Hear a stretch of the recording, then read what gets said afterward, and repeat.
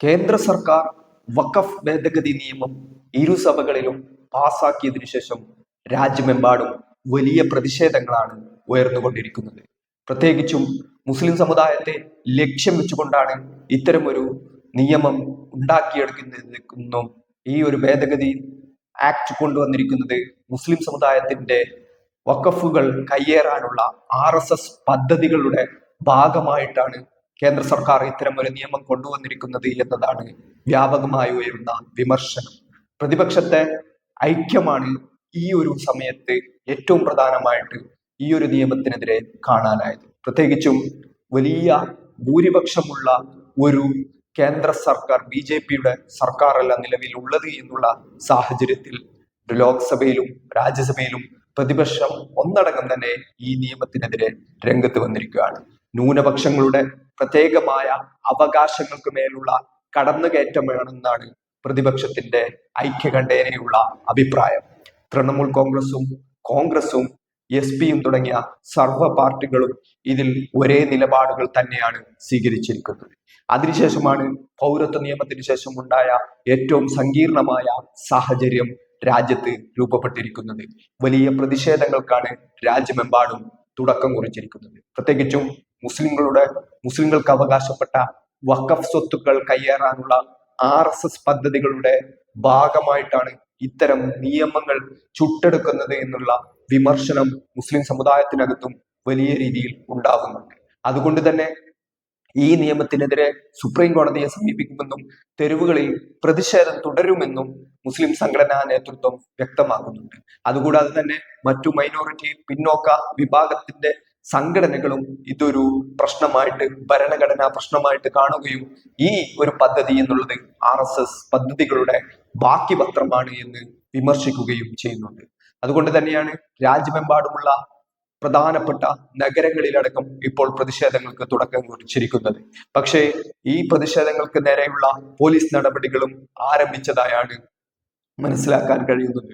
ഗുജറാത്തിൽ മാത്രം ഈ ഒരു പ്രതിഷേധത്തിൽ പങ്കെടുത്തതിന്റെ പേരിൽ 50ഓളം ആളുകളെയാണ് അറസ്റ്റ് ചെയ്തിരിക്കുന്നത്.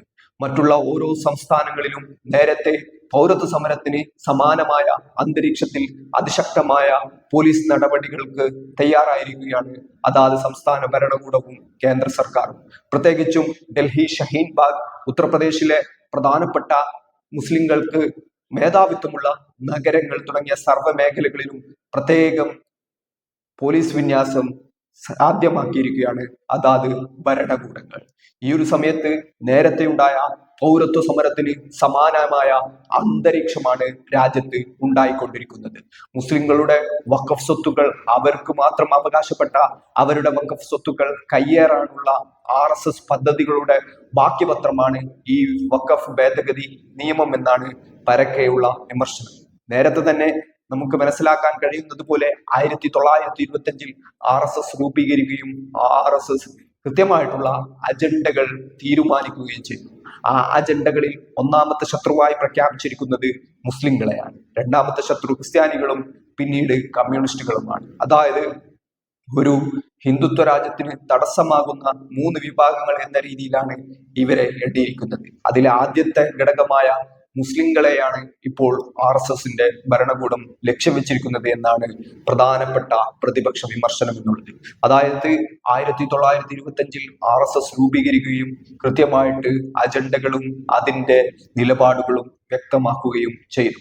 അതിനുശേഷമാണ് ഈ ഒരു പൂർണ്ണമായിട്ടും RSSന് മേധാവിത്വമുള്ള ഒരു ഭരണകൂടം കഴിഞ്ഞ 2014 ശേഷം ഇന്ത്യയിൽ ഉണ്ടാകുന്നത്. നരേന്ദ്രമോദിയാണ് ഇതിന് RSS നിയോഗിച്ച അവരുടെ നേതാവ് എന്നുള്ളത്. അതുകൊണ്ട് തന്നെ നരേന്ദ്രമോദിക്കും അതുപോലെ തന്നെ ഭരണകൂടത്തിനെതിരായ ഏത് പദ്ധതികളെയും ഏത് പ്രതിഷേധങ്ങളെയും ഏത് എതിർ ശബ്ദങ്ങളെയും അടിച്ചമർത്തണമെന്ന നിലപാടാണ് ശക്തമായിട്ട് ആ ഒരു ഭരണകൂടം ഉണ്ടാക്കിക്കൊണ്ടിരിക്കുന്നത്. കഴിഞ്ഞ 10 വർഷത്തിനിടയിൽ നിരവധി പ്രതിപക്ഷ നേതാക്കളെയാണ് അറസ്റ്റ് ചെയ്ത് ജയിലിൽ അടച്ചിരിക്കുന്നത്. അതുപോലെ തന്നെ ജനാധിപത്യ ചോദ്യങ്ങളുമായിട്ട് ആരെങ്കിലും അവർക്കെതിരെ രംഗത്ത് വന്നാൽ അവരെയൊക്കെ എതിർ ശബ്ദങ്ങളെയൊക്കെ അടിച്ചമർത്തുകയും ജയിലിലടക്കുകയും മാറ്റി നിർത്തുകയും അല്ലെങ്കിൽ വേട്ടയാടുകയും ചെയ്യുന്ന പാരമ്പര്യമാണ് കഴിഞ്ഞ 10 വർഷത്തെ ചരിത്രത്തിൽ ഇന്ത്യ രാജ്യത്ത് കാണാറുള്ളത്. പക്ഷേ ഇവരുമായിട്ട് ചങ്ങാത്തത്തിലായാൽ ഇവരുമായിട്ട് സഹകരിക്കാൻ തയ്യാറായാൽ, ഭരണകൂടത്തെ ചോദ്യം ചെയ്യുന്നത് നിർത്തിയാൽ, RSSുമായിട്ട് അനുരഞ്ജനത്തിൽ ഏർപ്പെട്ടാൽ അവരെ വേട്ടയാടുന്നതിൽ നിന്നും ഇവർ ഒഴിവാക്കുന്ന ഒരു സാഹചര്യം കൂടിയുണ്ട്. അതുകൊണ്ട് തന്നെ ആദ്യഘട്ടത്തിൽ വലിയ രീതിയിലുള്ള ഇവരുടെ വിമർശനങ്ങൾക്കും വേട്ടയാടലുകൾക്കും ഇടയായ ആളുകൾ പലരും അവരുമായിട്ട് അനുരഞ്ജനത്തിലോ അല്ലെങ്കിൽ താൽക്കാലികമായിട്ടുള്ള ഒരു തമ്മിലുള്ള ബാന്ധവം ഉണ്ടാക്കലോ ചെയ്താൽ അവരെയൊക്കെ അത്തരം കേസുകളിൽ നിന്നും ഒഴിവാക്കുകയും അവരെ രാജ്യദ്രോഹികളിൽ നിന്നും രാജ്യസ്നേഹികളായി തന്നെ ഇവർ മാറ്റുകയും ചെയ്യുന്ന സാഹചര്യമാണുള്ളത്. നിലവിൽ ഈ ഒരു ഭരണകൂടത്തിനെതിരെ, കിരാത നിയമങ്ങൾക്കെതിരെ അതിശക്തമായ പ്രതിഷേധങ്ങൾ നടത്തുന്ന മുഴുവൻ ആളുകളും രാജ്യദ്രോഹികൾ എന്നാണ് BJPന്റെയും സംഘപരിവാറിന്റെയും നേതാക്കൾ പറഞ്ഞുകൊണ്ടിരിക്കുന്നത്.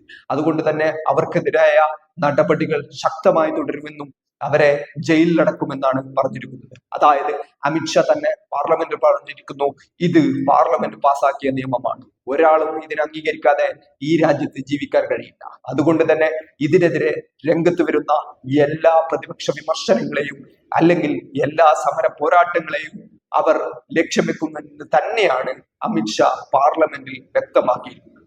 അതായത് നിങ്ങളുടെ അവകാശങ്ങൾക്ക് മേലുള്ള കടന്നുകയറ്റം നടത്തിയാൽ, നിങ്ങൾ അതിനെതിരെ പ്രതിഷേധിച്ചാൽ, നിങ്ങൾ അതിനെതിരെ രംഗത്ത് വന്നാൽ, നിങ്ങൾ അതിനെതിരെ പ്രക്ഷോഭം സംഘടിപ്പിച്ചാൽ, നിങ്ങൾ അതിനെതിരെ എതിർ ശബ്ദമുയർത്തിയാൽ തീർച്ചയായിട്ടും അത് ഞങ്ങൾക്ക് ഇഷ്ടമല്ല.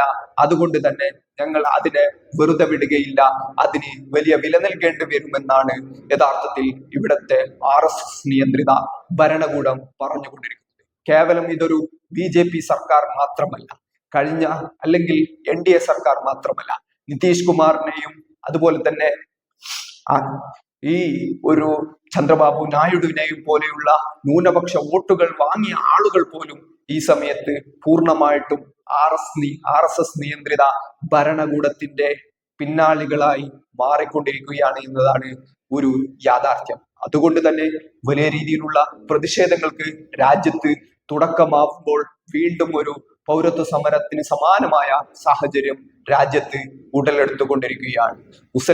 വഖഫ് സ്വത്തുക്കൾ, മുസ്ലിങ്ങൾക്ക് സവിശേഷമായി ഭരണഘടന അനുവദിച്ചിട്ടുള്ള അവകാശങ്ങൾക്ക് മേലുള്ള കടന്നുകയറ്റമാണ് യഥാർത്ഥത്തിൽ ഇത് എന്നാണ് വ്യാപകമായ വിമർശനമുള്ളത്.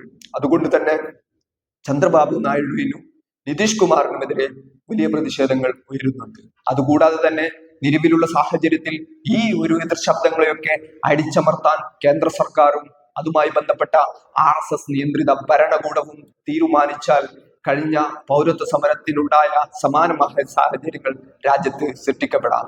വ്യാപകമായ പോലീസ് ലാത്തിച്ചാർജുകൾക്കും അല്ലെങ്കിൽ പോലീസ് നടപടികൾക്കും അത് ഇരയായേക്കാം. നേരത്തെ ഉണ്ടായിരുന്നത് പോലെ ഈ പൗരത്വ സമരത്തിന് നേതൃത്വം നൽകിയ പല ആളുകളും ഇന്ന് ജയിലുകളിലാണ്. അവർക്കെതിരെയ വിവിധ കുറ്റങ്ങൾ ചാർത്തി UAP അടക്കമുള്ള കരിനിയമങ്ങൾ ചാർത്തി അവരെയൊക്കെ ജയിലിലടച്ചിരിക്കുന്ന സാഹചര്യം ഉണ്ടാകുന്നുണ്ട്. അതുകൊണ്ട് തന്നെ ഇനി ഒരാളും സമരത്തിന് നേതൃത്വം നൽകാൻ ആളില്ലാത്ത അവസ്ഥ ഉണ്ടാക്കണമെന്നാണ് യഥാർത്ഥത്തിൽ കേന്ദ്രം ലക്ഷ്യം വെക്കുന്നത്. അതുകൊണ്ട് തന്നെ ഈ ഒരു സമരത്തിന് നേതൃത്വം നൽകിയാലും ഈ സമരത്തിന്റെ സമര പാതയിൽ വന്നാലും അവരെയൊക്കെ ഈ ഒരു RSS നിയന്ത്രിത ഭരണകൂടം ലക്ഷ്യം വെക്കുമെന്നുള്ള കാര്യം ഉറപ്പാണ്. പക്ഷേ ഇവിടെ ഒരു അതിജീവന പോരാട്ടമാണ് യഥാർത്ഥത്തിൽ നടന്നുകൊണ്ടിരിക്കുന്നത്. അതുകൊണ്ട് തന്നെ ഇവിടെ രണ്ട് പക്ഷങ്ങൾ രൂപപ്പെട്ടു കഴിഞ്ഞു.